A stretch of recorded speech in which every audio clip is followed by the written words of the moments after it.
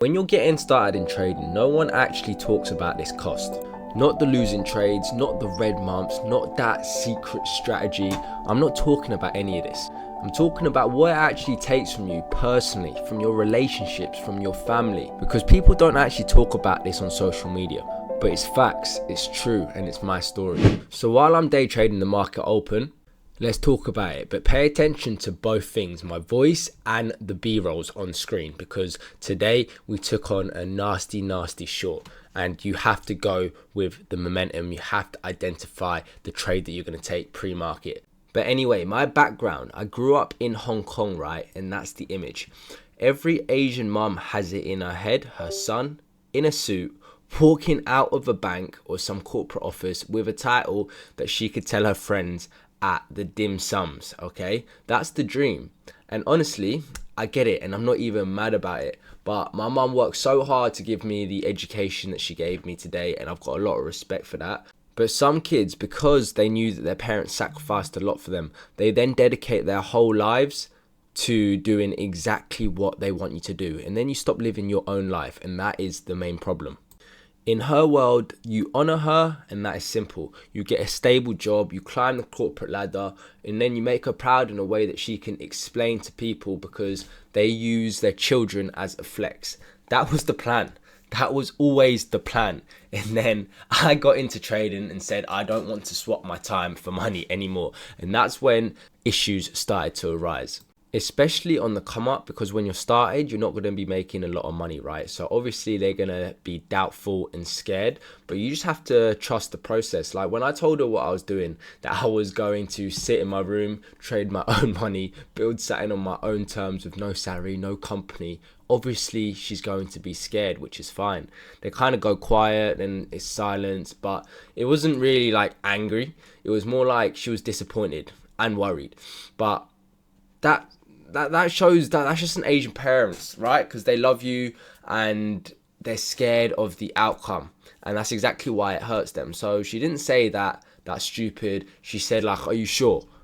But you knew the real question was that she knew that you were going to fail and you're going to have to go back to what she already had planned for you. So in her head, you're just wasting time. And here's the thing that nobody calculates when they decide to go into trading or social media or anything to do with internet money.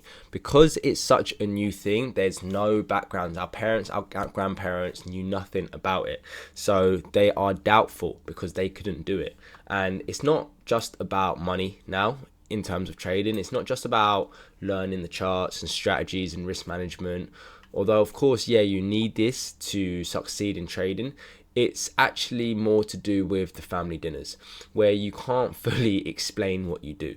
So where your cousin gets a promotion and everyone's celebrating, and someone's asked, so what's happening with you? And I'll just be like, yeah, okay, things are going well, I'm just chilling. I don't even answer that anymore. I just say, yeah, I'm doing nothing.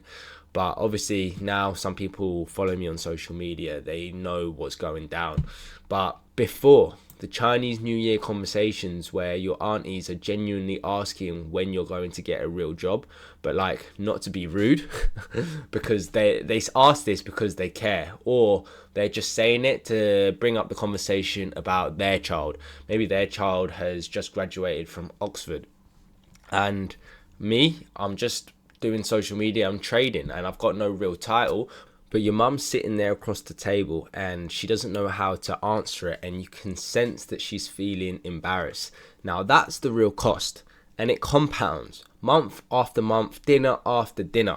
And I'm telling you guys this story because if you're watching this video, you're probably just starting out in the trading industry. And truly being completely honest with you, it never really goes away, because your family is in the older generation. They don't have social media. They don't have this.